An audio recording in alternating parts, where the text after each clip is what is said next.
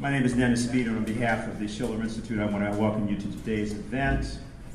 We are now going to hear second musical selection. Just to say something about those who come to our events for the first time.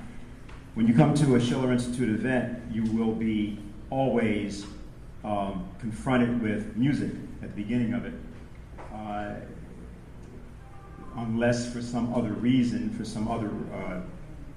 there's something else that intervenes. There's a reason for that. What we stand for and what you will see today is the change of the character of the American people and the change of the character of all citizens of the world to aspire to the idea that it is through beauty that one proceeds to freedom.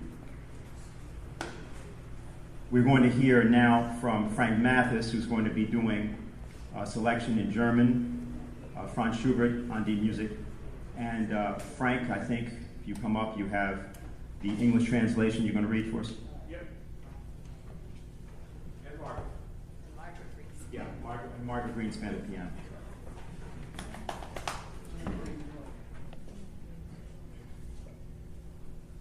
The song is entitled An die Musik, or To Music. You gentle art, during how many gloomy hours, when life's wild sphere ensnared me, you have aroused my heart to warm love. You've transported me into a better world. Often has a sigh escaping from your harp, a sweet, holy chord from you, opened up for me the heaven of better days to come. You gentle art, I thank you for it. You gentle art, I thank you.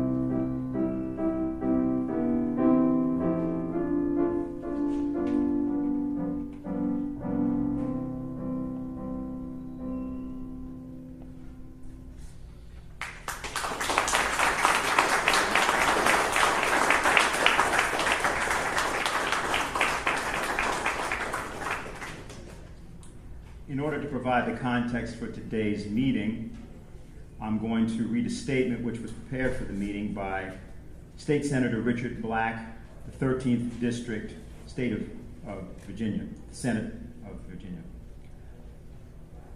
On September 11th, 2001, America suffered the greatest terrorist attack in modern history.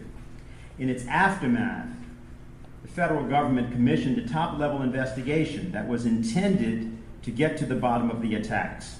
Who organized them, how they were carried out, how they were financed and executed, and so forth. Seldom has an inquiry held such momentous significance for our nation and its survival. It seemed obvious that the publication of its highly anticipated contents would naturally be widely and publicly disseminated at the earliest moment. Strangely, 28 pages of this vital document were covered up, and their contents were never revealed to the public. This has led to deep suspicions that the 28 pages are an indictment of the undercover activities of a supposed ally of the United States, and that their disclosure may reveal that the U.S. targeted the wrong nation when its troops were sent to attack Iraq, which had little connection to or tolerance for al-Qaeda's sinister activities. Under our founding documents, we the people are supposedly sovereign, but we cannot accurately assess the wisdom of our government's actions if vital information is withheld from us. The federal government has no excuse for withholding the 28-page segment of the 9/11 report. It is time for the American people to know the full story behind the decision-making process for nearly a decade's worth of foreign policy. Warm regards, Richard H. Black, Senator of Virginia, 13th District. Our first speaker today is Diane Sare. Diane has been a congressional candidate twice in the state of New Jersey. She also serves as a policy committee member for the National Policy Committee of the LaRouche Political Action Committee. Diane?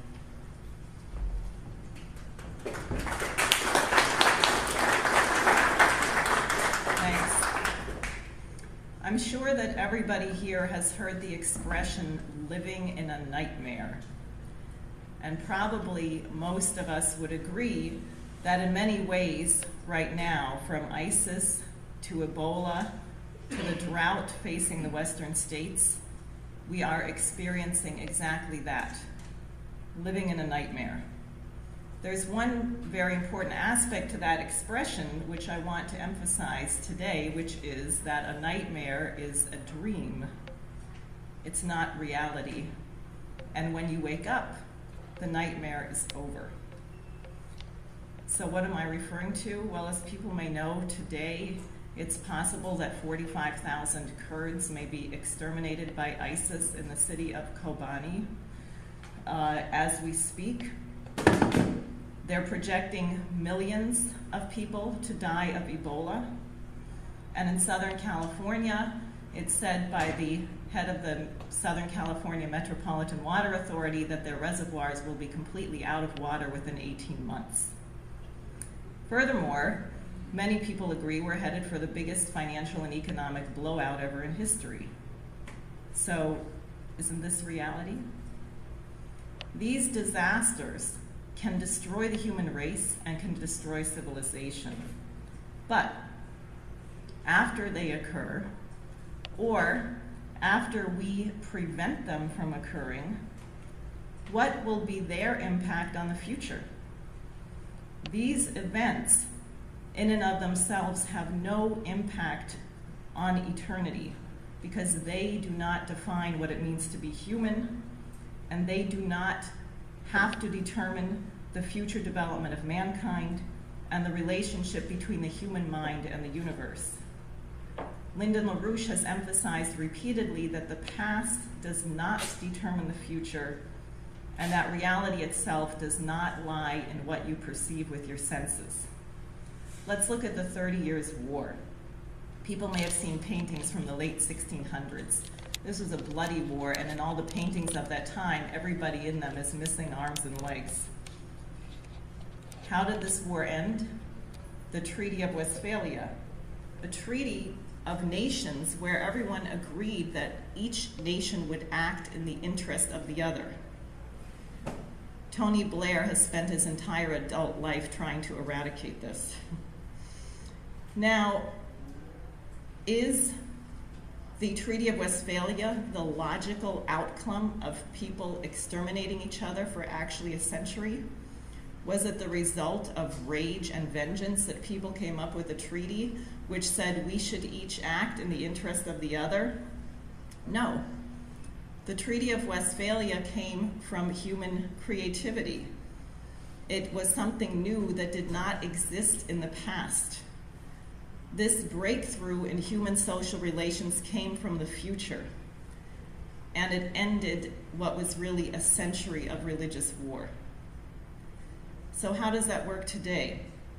Well, many centuries ago, Nicholas of Cusa, who was a great genius and really the founder of modern science, was developed in his Concordantia Catholica the concept of the consent of the governed. This was 300 years before the Declaration of Independence. He came up with this idea because his life was dedicated to understanding God and the relationship between man and God, and he concluded that if man had a direct relationship to God, that a government should have to do with the consent of the governed and not be a dictatorship or a tyranny. Later, Leibniz, Gottfried Wilhelm Leibniz, in the tradition of Cusa, argues in an essay on justice and natural law that justice is a combination of goodness and wisdom, and that goodness is that which contributes to the perfection of sensible substance. In other words, we are good when we contribute to the perfection of other human beings. In our Declaration of Independence, as people know, which Leibniz had a lot to do with, it reads, "We hold these truths to be self-evident, that all men are created equal, that they are endowed by their Creator with certain unalienable rights, that among these are life, liberty, and the pursuit of happiness, that to secure these rights, governments are instituted among men, deriving their just powers from the consent of the governed." And Leibniz was very clear by happiness, by felicity, he meant the search for wisdom. So we have a government in this country that holds as sacred our right to self-perfection. Now, are these true principles? Are they still true today?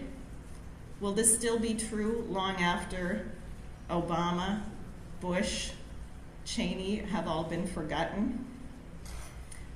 Right now, there is a global American revolution which is being blacked out of the US media. The desperate financial interests who gave us Bush, Obama, and the 9/11 attacks are trying to prevent this American revolution from sweeping into the United States, where I think it will find fertile ground in the hearts and minds of the American people, even as we have been dumbed down and beaten down by pessimism since the events of 9/11/2001. On July 15th in Fortaleza, Brazil, the leaders of 5 very large nations, Brazil, Russia, India, China, and South Africa, met and agreed to form a new bank for economic development. But it's not just a bank, it's a paradigm. It's a paradigm based on the principles of Leibniz and Cusa and the work of LaRouche over 40 years. In 1982, when Mr. LaRouche met with President Lopez Portillo of Mexico, Portillo agreed, he nationalized the banks, he agreed to try and create a debt bomb to destroy the International Monetary Fund and the World Bank.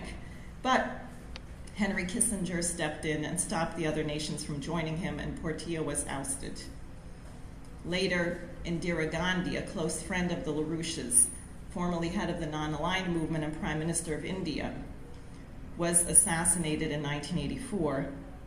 And in 1989, Mr. LaRouche himself was thrown in prison.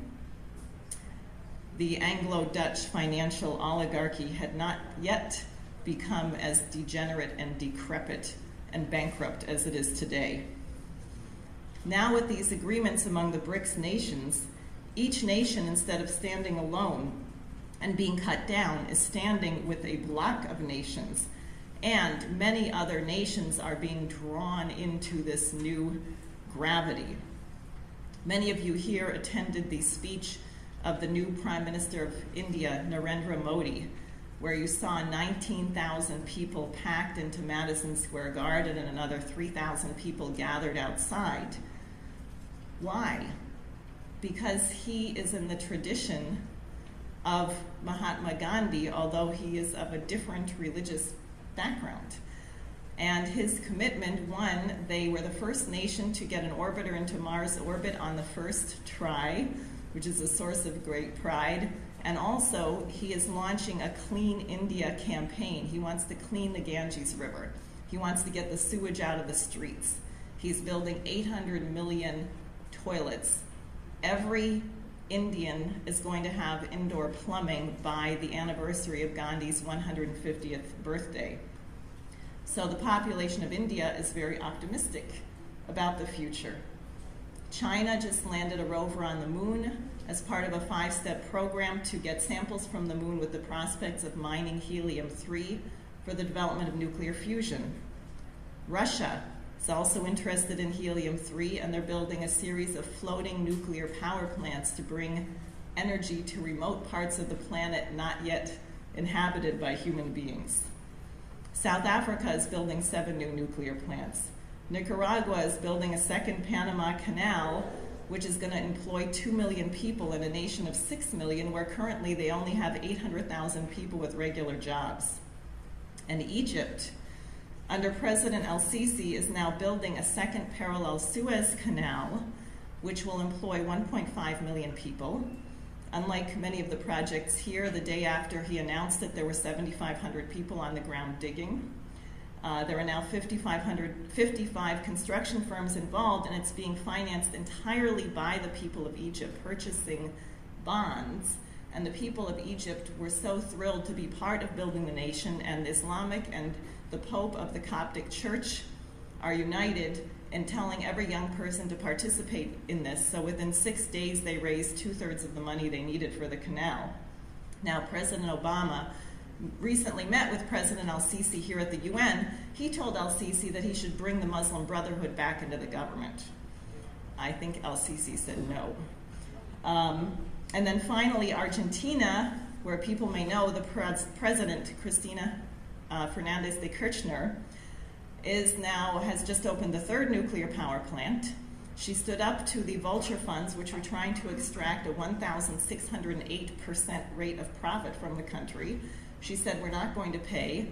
And our New York judge, who she hints may be senile, Judge Greasy, as I call him, Greasy, here in New York, ordered that Argentina has to pay, and that he's found the whole nation of Argentina in contempt of court. She courageously told the people of Argentina that they may next try to arrest her while she is here, that she is being told that ISIS has threatened to assassinate her, and she said there's no such evidence. If I am killed, she said, look to the north. But she is not standing alone. She has the backing of 2/3 of the world's population. So I am convinced if more Americans were aware of the fact that 5 billion people on this planet have woken up and gotten out of the nightmare, that Obama and half of the Congress would be thrown out in a flash. I think these developments are being blacked out from the US media for exactly this reason. And I would ask that all of us here carefully consider what Jeff Steinberg and Terry Strada have to tell us and commit ourselves to winning this war. I think the people of the United States can be won over to defend the future of mankind. One, because these are the principles upon which our nation was founded, and more importantly, because our nation was founded on principles designed to promote human creativity, which is actually the passion of all people on this planet. Thank you.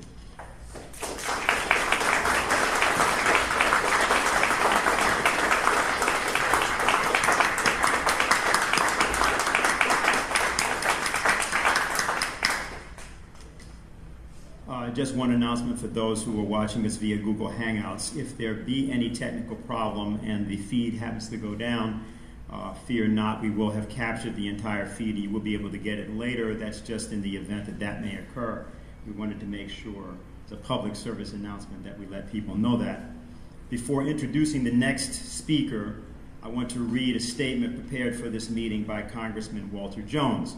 I think everyone here should know that Congressman Walter Jones is the author of House Resolution 428, which is the resolution that's calling for the release of the 28 pages of which we've spoken earlier.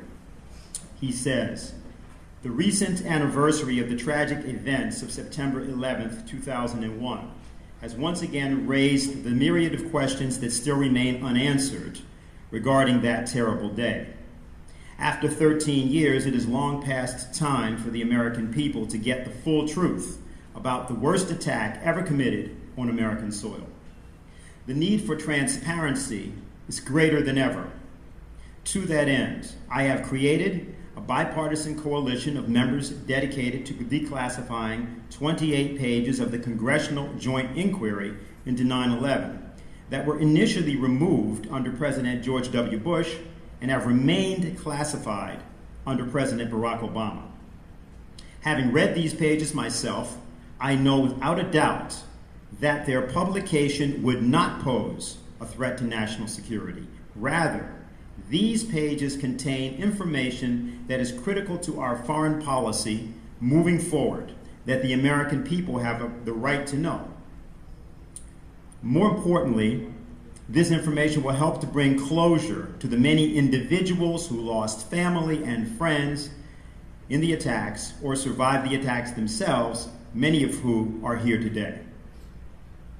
Along with Representative Stephen Lynch, I have introduced House Resolution 428, which calls on the President to declassify the 28 pages. This bipartisan resolution has garnered support from not only current members of Congress, but also from former Senator Bob Graham, who co-chaired the Congressional Joint Inquiry and has been calling for the declassification of the pages for years. More recently, the co-chairs of the 9/11 Commission, Governor Tom Kean and Congressman Lee Hamilton, who used the Congressional Joint Inquiry to inform their investigation, have called on the pages to be declassified. In addition, the resolution has gained perhaps the most important endorsement of all, that of the 9/11 victims and families of victims. I want to sincerely thank each of you for your advocacy and ask you to please contact your member of Congress and ask that they join in support of this effort to provide the American people with the truth. On September 9th, there was a press conference in Washington, D.C., which was attended by the next speaker. Terry Strada's husband was killed at the World Trade Center. She has campaigned as co-chairman of a group in New Jersey, the 9/11 Families for Truth. And we are more than deeply honored to have her here with us today. Terry Strada.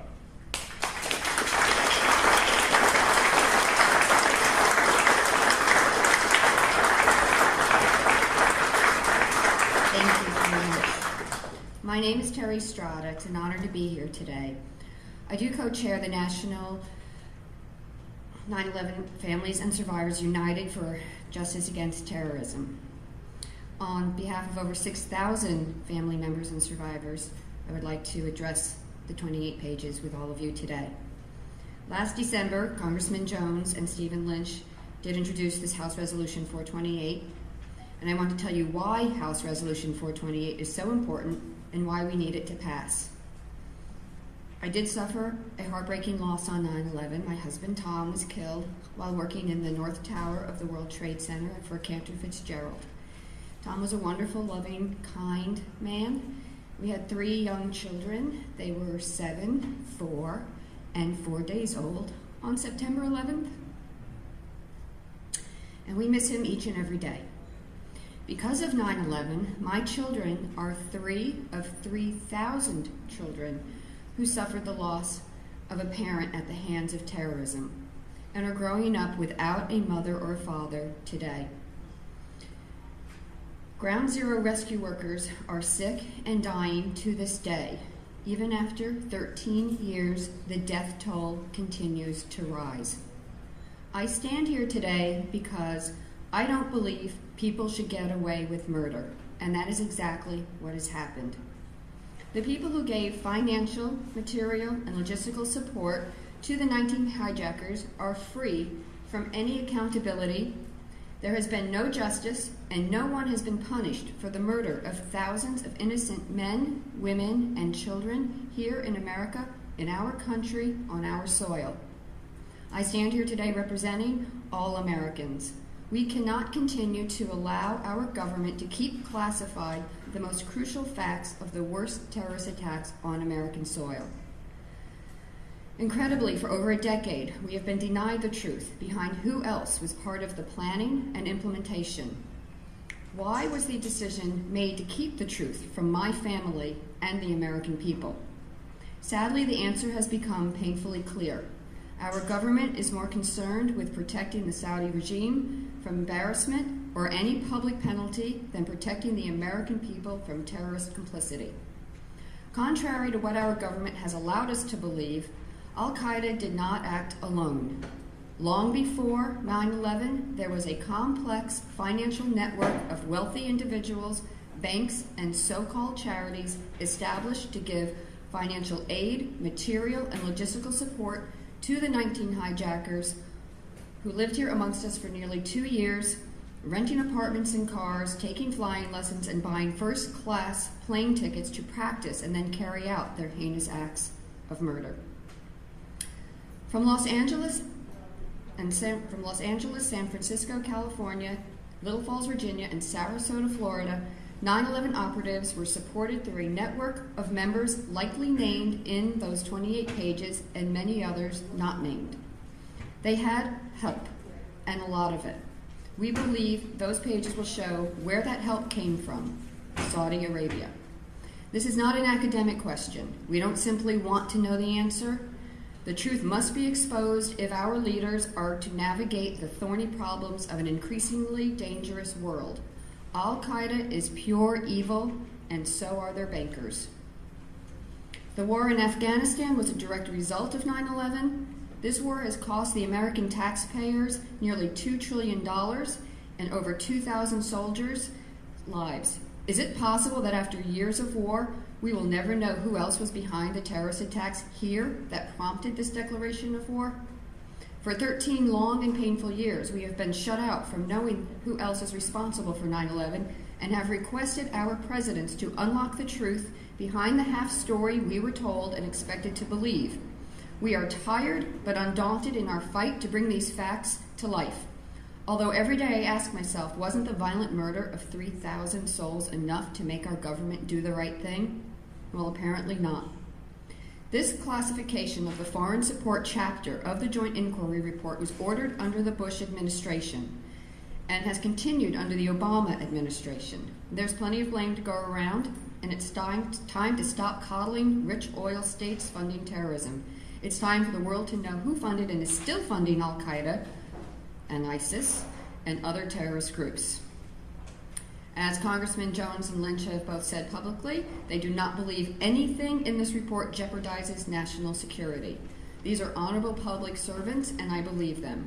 It is our responsibility as victims, family members, and survivors of 9/11, and concerned citizens like you, to fight for the truth to be told. It is our government's responsibility to expose the other criminals of 9/11, the bankrollers, no matter who they may be.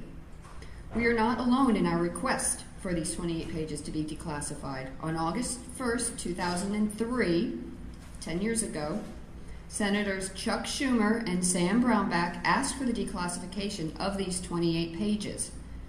44 other senators signed that letter, including former Secretary of State Hillary Clinton and current Secretary of State John Kerry.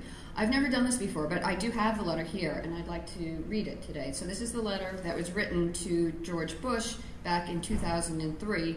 Like I said, signed by Chuck Schumer, Sam Brownback, and 44 other senators. We have it here. Dear President Bush, we write to respectfully request that the Bush administration declassify a key 28-page section of the joint inquiry into intelligence community activities before and after the terrorist attacks of September 11, 2001. While we respect the reasons to keep information classified, be it the protection of sources and methods or the maintenance of the integrity of ongoing investigations, such purposes can be accomplished through responsible, selective redaction rather than effacing the section's contents totally. According to the Joint Inquiry Report, the contents of the redacted pages detail specific sources of foreign support for some of the September 11th hijackers while they were here in the United States. Unfortunately, because all but 2 pages of the entire section have been deemed too secret for public disclosure, the American people remain in the dark about other countries that may have facilitated the terrorist attacks. It has been widely reported in the press that the foreign sources referred to in this portion of the Joint Inquiry analysis reside primarily in Saudi Arabia. As a result, the decision to classify this information sends the wrong message to the American people about our nation's anti-terror effort and makes it seem as if there will be no penalty for foreign abettors of the hijackers. As you are aware, Saudi Arabia's banks and charities have been used to funnel money to Al-Qaeda. Its Madrish schools spew hateful anti-American rhetoric to would-be suicide bombers across the Middle East, and 15 of the 19 hijackers were Saudis. Given these facts, protecting the Saudi regime by eliminating any public penalty for the support given to terrorists from within its borders would remain a mistake. If we are to protect our national security, we must convince the Saudi regime to get tough on terror, keeping private its involvement, or that of any other nation in the September 11th attacks, is not the way to accomplish this goal. We respectfully urge you to declassify the 28-page section that deals with foreign sources of support for the 9/11 hijackers. That was written 10 years ago, and we now are pushing for Obama to hopefully release them. We believe that not declassifying these 28 pages is far more of a threat to our national security than keeping them classified. We have written to the President on 3 separate occasions. He has remained silent to our letters. He has not responded at all. We are now writing to the National Defense Department and so forth, and we've been told that they're looking into it, and that's all the information we've gotten, but no action to date has taken place. I thank you very much.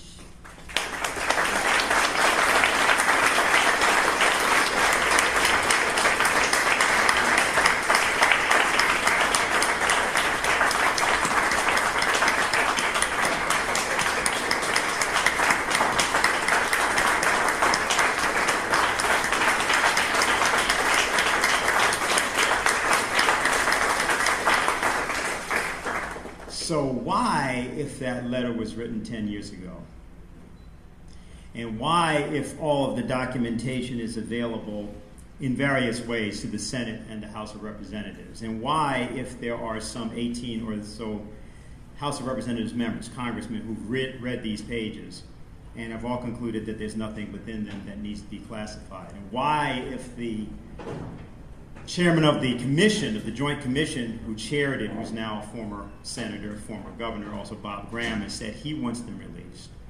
And why, if you live in a free nation called the United States, in which these things are supposed to be done on your behalf, both the protection of the country and the investigations as to the attacks on the country, why is it that nothing has happened?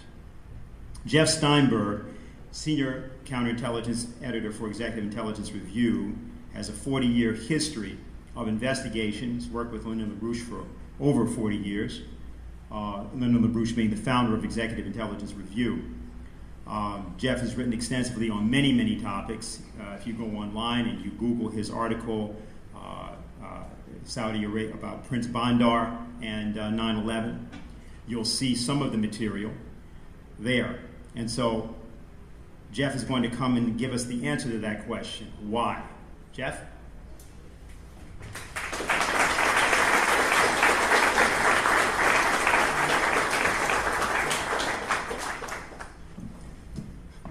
I think it was 3 or maybe 4 years ago, I was just back in Leesburg, Virginia, and stopped into a local store where I happened to know the owner.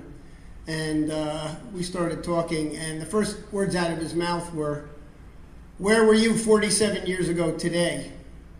And I looked at him like he was probably crazy or something. I mean, how am I going to remember something that happened 47 years ago? And then I realized that the date was November 22nd, and that 47 years ago to the day was when Kennedy was assassinated.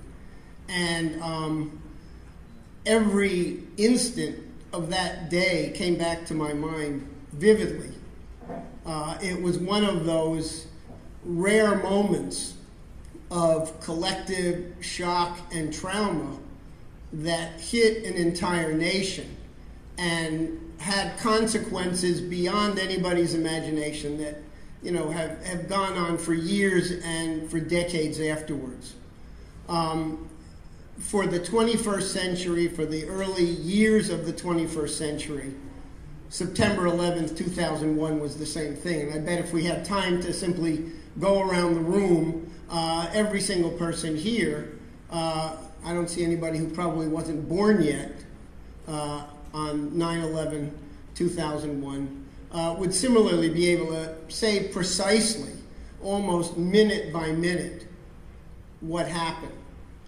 And so I think to begin to get at the question of why it is that here we are 13 years later and we're still scratching our heads as to why a president from the opposing party would have been so adamant about making promises directly to family members. Friends, close collaborators of Terry were in the room, in the Oval Office, when the president was asked directly in one of his first weeks in office, "Will you declassify the 28 pages?" And he said to their faces, "Yes." At a later event, inaugurating the 9/11 memorial at Ground One, other members of the family group raised the exact same question with the president, and they got the same answer.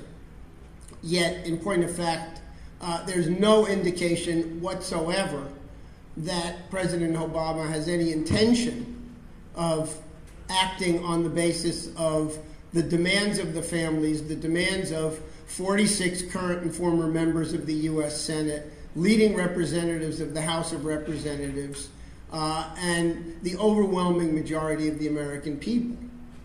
And I think I've had a number of discussions in the last several months or so with members of Congress who read the 28 pages. And I'll give you a little bit of a secret about how even that came about, to get an idea of the sort of bodyguard of lies and cover-up that has prevailed around these 28 pages for the last 13, 14 years. Probably 5 years ago, colleagues of mine filed a Freedom of Information Act request demanding the declassification of the 28 pages. And it went through various stages of the FOIA process. And after about 3.5 years, it finally reached the level of a National Security Review Board that's actually at the National Archives in Washington, D.C., which is the sort of Supreme Court over Freedom of Information Act requests. And they were the ultimate judge on whether or not these pages should be declassified. And what we got back was a rather stunning letter from them. They said, "We're sorry you've wasted your time for all these years, because this is not an executive branch document. This is a document that was produced by the U.S. Congress, and the particular jurisdiction we have for review is only over the executive branch. So we're sorry you wasted all this time, but basically you've got to go to Congress and ask them to get the documents declassified." Now here's where it got tricky, because we showed that letter to a number of members of Congress, including Congressman Walter Jones, and so they said, well, fine, if it's a congressional document, we know it was classified by the White House. It was reviewed at the Bush-Cheney White House, and that's where the decision was made to put the lid on the 28 pages. But it is a congressional document, and so initially Congressman Jones and Congressman Frank Wolf from Virginia contacted the chairman of the House Intelligence Committee, Mike Rogers, and the ranking Democrat, Dutch Ruppersberg, and they said, well, it's a congressional document, we want to see it. They went back and forth, and it was literally a pitched battle for a period of 3 months, and finally, in July of last year, Rogers agreed that the members would be allowed to actually come in and read the 28 pages. They were practically forced to leave their clothes at the door in order to get into the secured room where they were basically no pencils, no recording devices, absolutely nothing except you're sitting there in a room with 2 federal agents watching over you, and you read the 28 pages, you get up and you leave. So at this point, well over 20 members of Congress, at least, and those are members that we've spoken to directly, who we know read the pages because they told us.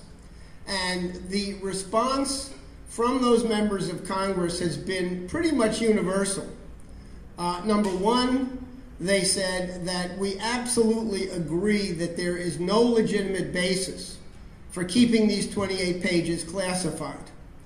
And number two, they said that by the mere act of reading those 28 pages, our lives were changed, and we have been forced to rethink everything that we thought we knew about the history of this country and the world over the last 20 or so years. Now, the members are very careful because they know that they are treading on very dangerous territory. And so they have been extraordinarily careful not to say a word about the content of those 28 pages. And the only thing that I can conclude from some other comments that were made by members, I won't give specific names, but several members said that these 28 pages have clearly implications for our relations with Saudi Arabia. But there are implications that are even more disturbing that relate to the internal politics and internal security of the United States. They said, we can't say anything more, but Stephen Lynch at the press conference that Terry and a number of the other family members were at said something very similar, that his entire view of the history that he's not only followed but has lived through as a member of Congress over this past several decades is completely different in his mind, having read these 28 pages. Now, what that tells me is that while there are significant things about these 28 pages that we do know, there are a lot more elements within this that we don't know, and I'm not going to even try to speculate on what they may be. But I think it just convinces me that the urgency of getting these 28 pages released is clearer in my mind than it has ever been. And I'm convinced that there is a lot more in those pages than simply what we know or surmise about the role of the Saudis. The fact of the matter is that much of the involvement of officials of the Saudi government, of the Saudi Arabian General Intelligence Directorate, of the Saudi Ministry of Defense, leading members of the Saudi royal family who are owners of major banks and charities that poured money into the 9/11 hijackers, a lot of this stuff is pretty well known, frankly. Elements of what's in the 28 pages were very cleverly presented by Senator Bob Graham in his 2004 book called Intelligence Matters. And what he did is provided a narrative of his experience as chairman of the Joint Committee at one point he described how two of the chief investigators for his 9/11 Joint House-Senate Committee were both FBI agents on loan from the Bureau to work on his staff. They were very serious, competent, and honest investigators. And they also happened to know the ins and outs of how you read an FBI document, having written many of them themselves. They were out in Los Angeles at the FBI office, and Senator Graham described that he received a phone call from them, and he was down in Florida back in his district at the time, and they said, "You've got to go to a secure phone line. We can't wait. We have to tell you right away what it is that we just discovered in these FBI files." And so, ironically, he had to go to the local FBI office, which was the nearest place where there was a secure phone line. And what they told him was that they had found certain documents that made it very clear that the Saudi ambassador at that time, Prince Bandar bin Sultan, the son of the Saudi Minister of Defense, had provided funds that had gone to two known Saudi intelligence officers in the San Diego area, and that those funds had been used to finance at least two, probably three, of the 9/11 hijackers. And that this was, deeply disturbing, and that the material was there in the FBI files. So this was a big deal, and in the course of describing that experience as chairman, he was able to get out some very important information about this whole investigation and some glimmers of what's in the 28 pages. A few days later, the same two FBI agents on his staff called him back and said, "You got to get to the FBI office again and get on a secure line, because we found something else that's really, really stunning."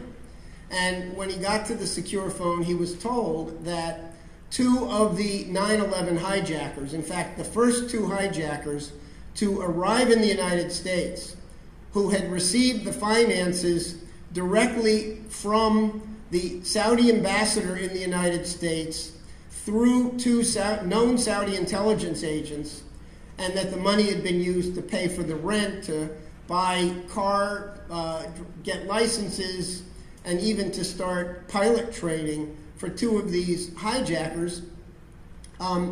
It turns out that the same two Saudi intelligence agents had arranged for them at one point to get rooms in the home of another Saudi businessman who was living in the San Diego area.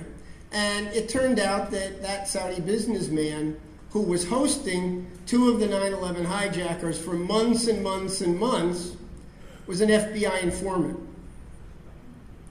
So there were layers to this story, and now, of course, this is months after the 9/11 attacks, and none of this had been previously made public. It was not made public by the FBI or anybody else. So all of these elements started coming together, and these are things that are out there in the public.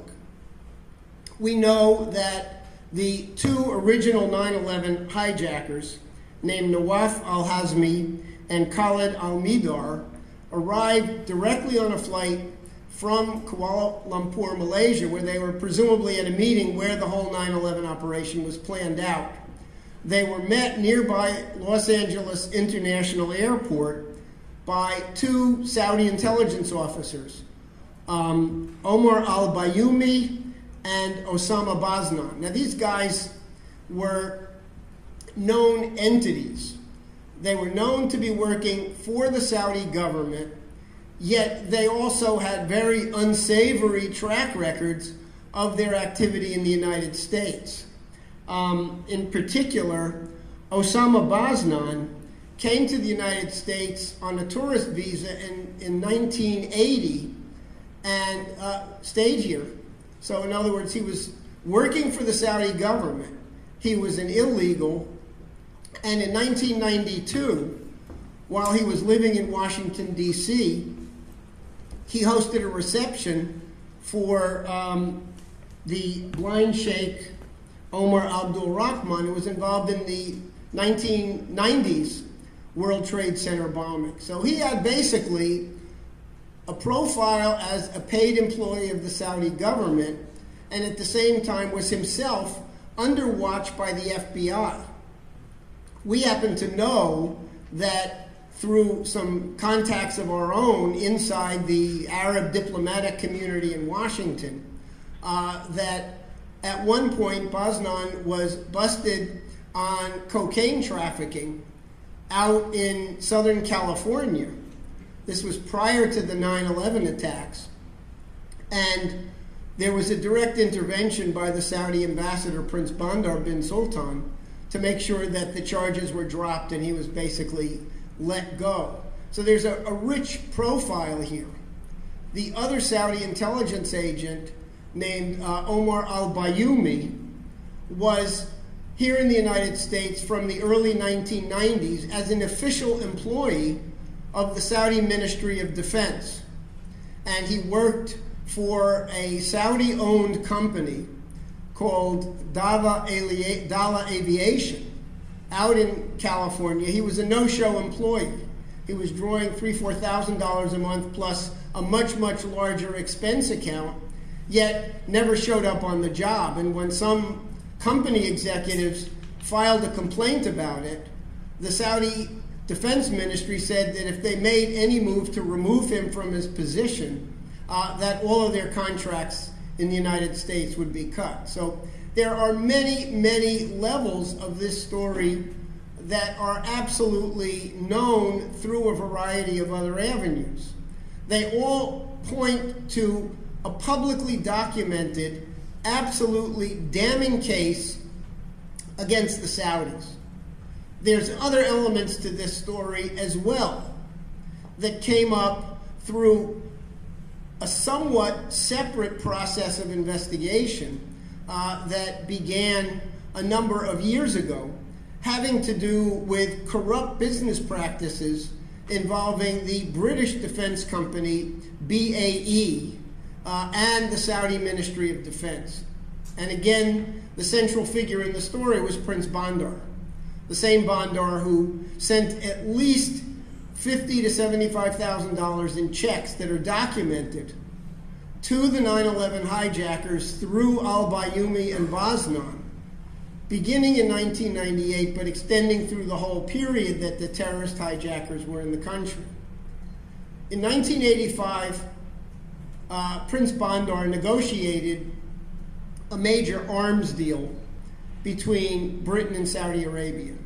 It was called al-Yamama, which is the Arab word for the dove. And under this arrangement, which was a barter deal, BAE Systems, over a period of years and decades, provided the Saudi Ministry of Defense with about $40 billion in military equipment.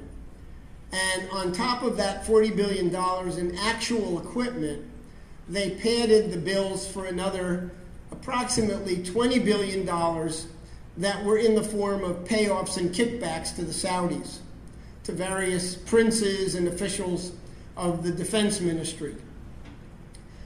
In return, the Saudis provided 600,000 barrels of crude oil a day, 7 days a week, 365 days a year, beginning in the spring of 1985 and presumably continuing right up to this day.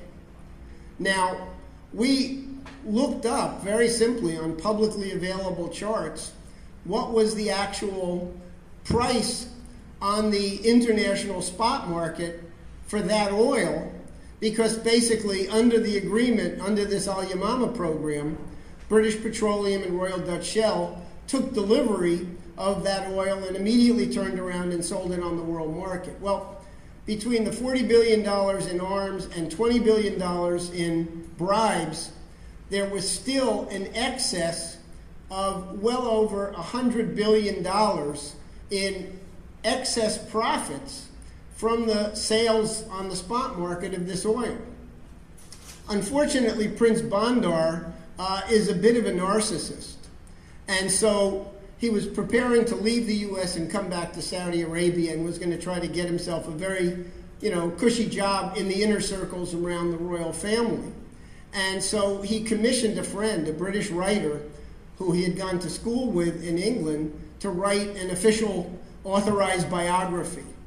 And there was an entire chapter in that book that bragged about the fact that this Al Yamama deal was a stroke of genius, because after the arms were delivered, after the oil was sold, there was $100 billion or so that resided in various offshore bank accounts to finance different kinds of, quote, anti-communist operations around the world.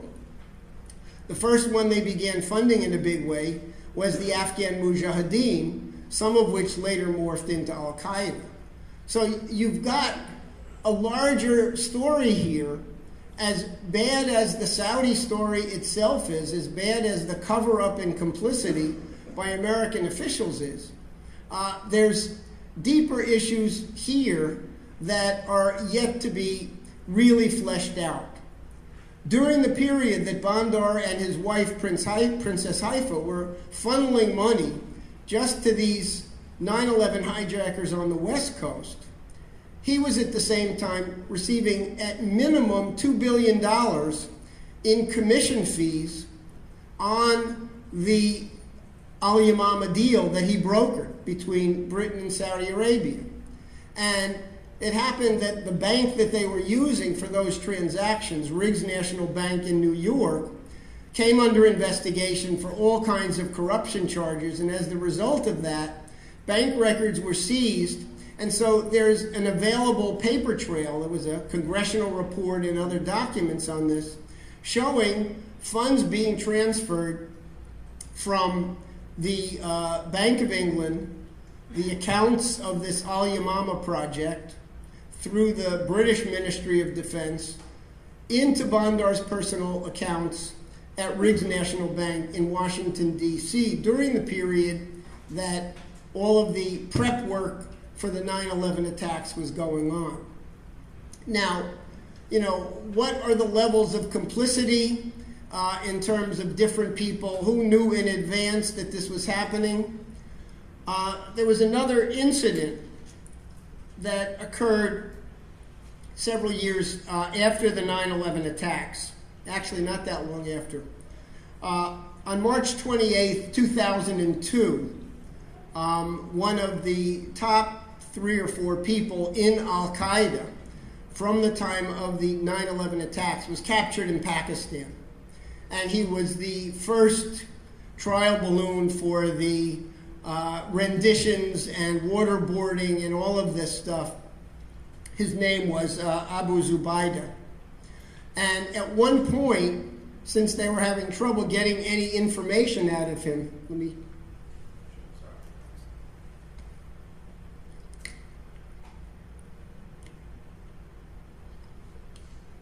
they decided they were going to really scare him. So he had no idea where he was. He had been basically captured, and his face was covered with a hood, and he was taken somewhere. He didn't know what part of the world he was in. So they set up an interrogation room that was designed to give the appearance that he was in Saudi Arabia. And they had several members of the interrogation team who were Arab and spoke fluent Arabic and spoke with a Saudi accent. And so what they expected was that he was going to really be terrified that he was back in Saudi Arabia and that he would be tortured to death way beyond anything the CIA had done to him. And to the shock of the interrogators, the minute that he came to the conclusion that he was in Saudi Arabia, this great big smile came on his face, and he was immediately relieved, and he started rattling off the names of various Saudi princes who needed to be called up right away because they would make sure he was freed because there was a terrible mistake here. And the interrogators were completely shocked. They took the information down, and they checked it out, and it turned out that they were, in fact, the private home phone number and the private cell phone number of a very high-ranking leading member of the Saudi royal family. They went back into him and said, well, the numbers were fake, they don't work, tell us what you really know. And he started rattling off the names of a half a dozen other members of the leading circles in the Saudi royal family who he said All of these people are my contacts. They know who I am. Call them up and they'll tell you to let me go. So, in other words, what I'm saying is that we are looking at something much bigger, and the 28 pages represent the window into an entirely different picture of how the world works. And it goes way beyond simply political embarrassment.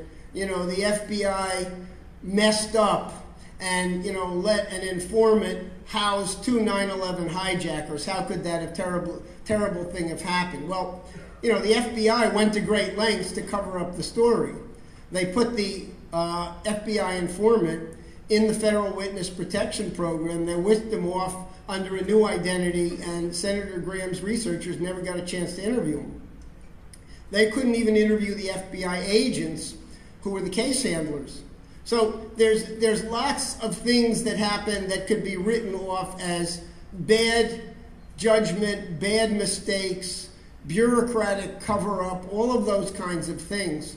But the sense you get from the people who read these 28 pages is that there is something much, much bigger in their content that opens up a big issue. Clearly, one question is the continuing U.S. relationship with Saudi Arabia.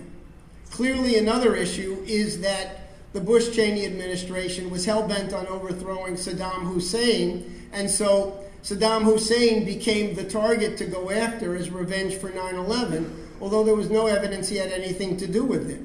It's as if, following Pearl Harbor, Roosevelt ordered the bombing of France.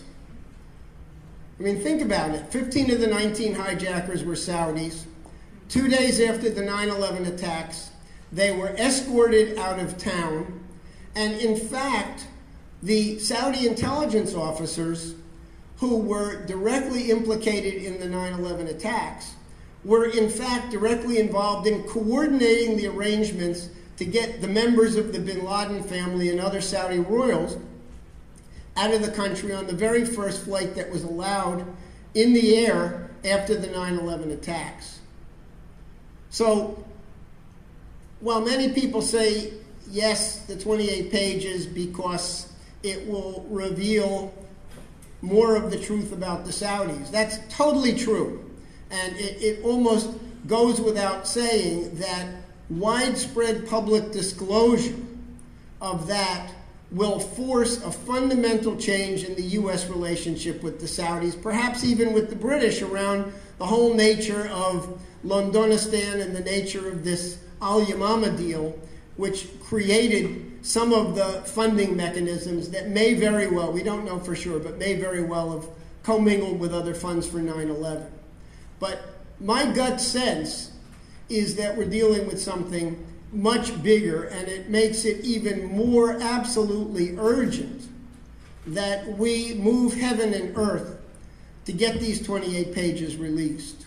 The families are fully active. Many of you may have seen the press conference that took place in Washington on September 9th. Terry was there with 2 of her children, and there were a number of other family members. One of them, was it Matt Solito? Yeah. Basically stood in front of the camera and said, "Mr. President, you're a liar. You promised us you'd release the 28 pages. It hasn't happened." That's my definition of a liar. So we've moved this process forward, I think, a great long way. The House of Representatives has a bill. There's a growing number of sponsors. My understanding is that there are a number of additional signatures that will be officially added as soon as Congress comes back at the end of the first week in November. So the momentum is there, and I just want to end by saying that it is of monumental importance. We will not get to the truth of many things that are horribly wrong in this world and in this country until we get these 28 pages opened up. And as I say, don't be surprised to find that there are things in there that go beyond your imagination. in terms of what it was that those investigators discovered and what it was that was covered up.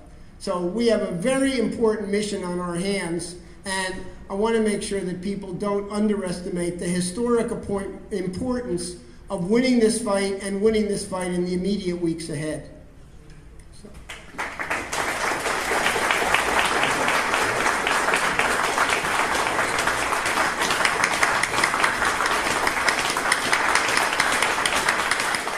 2001, America suffered the greatest terrorist attack in modern history. In its aftermath, the federal government commissioned a top-level investigation that was intended to get to the bottom of the attacks, who organized them, how they were carried out, how they were financed and executed, and so forth. Seldom has an inquiry held such momentous significance for our nation and its survival.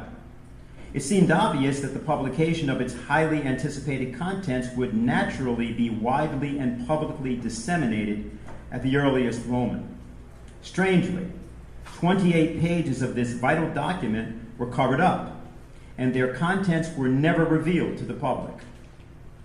This has led to deep suspicions that the 28 pages are an indictment of the undercover activities of a supposed ally of the United States, and that their disclosure may reveal that the U.S. targeted the wrong nation when its troops were sent to attack Iraq, which had little connection to or tolerance for al-Qaeda's sinister activities. Under our founding documents, we the people are supposedly sovereign, but we cannot accurately assess the wisdom of our government's actions if vital information is withheld from us. The federal government has no excuse for withholding the 28-page segment of the 9/11 report. It is time for the American people to know the full story behind the decision-making process for nearly a decade's worth of foreign policy. Warm regards, Richard H. Black, Senator of Virginia, 13th District. Our first speaker today is Diane Sare. Diane has been a congressional candidate twice in the state of New Jersey. She also serves as a policy committee member for the National Policy Committee of the LaRouche Political Action Committee. Diane?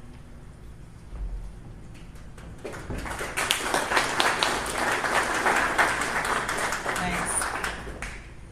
I'm sure that everybody here has heard the expression living in a nightmare. And probably most of us would agree that in many ways right now, from ISIS to Ebola to the drought facing the western states, we are experiencing exactly that, living in a nightmare. There's one very important aspect to that expression which I want to emphasize today, which is that a nightmare is a dream. It's not reality. And when you wake up, the nightmare is over. So what am I referring to? Well, as people may know, today it's possible that 45,000 Kurds may be exterminated by ISIS in the city of Kobani. As we speak, they're projecting millions of people to die of Ebola. And in Southern California, it's said by the head of the Southern California Metropolitan Water Authority that their reservoirs will be completely out of water within 18 months. Furthermore, many people agree we're headed for the biggest financial and economic blowout ever in history. My name is Dennis Speed, and on behalf of the Schiller Institute, I want to welcome you to today's event. We are now going to hear second musical selection just to say something about those who come to our events for the first time. When you come to a Schiller Institute event, you will be always confronted with music at the beginning of it, unless for some other reason, there's something else that intervenes. There's a reason for that. What we stand for and what you will see today is the change of the character of the American people and the change of the character of all citizens of the world to aspire to the idea that it is through beauty that one proceeds to freedom. We're going to hear now from Frank Mathis, who's going to be doing a selection in German, Franz Schubert on die Musik. And Frank, I think if you come up, you have the English translation you're going to read for us. Yep. And Margaret. Yeah, Margaret Greenspan at the piano.